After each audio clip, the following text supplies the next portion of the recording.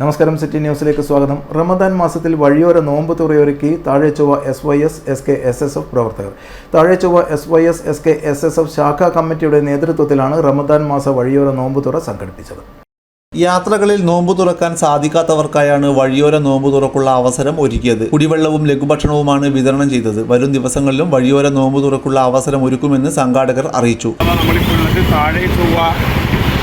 Islamic സെൻ്ററിൻ്റെ കീഴിൽ SYS നേതൃത്വം നൽകുന്ന വഴിയോര ഇഫ്താർ വിതരണത്തിലാണ്.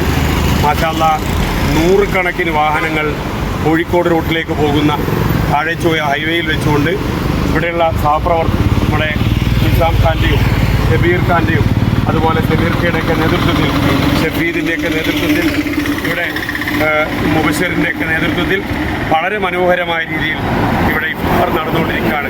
കണ്ണൂർ ജില്ലാ SKSFിൻ്റെ എല്ലാവിധ അഭിനന്ദനങ്ങളും ഇത്തരം മഹത്തായ പ്രവർത്തനങ്ങൾക്ക് നൽകുകയാണ്.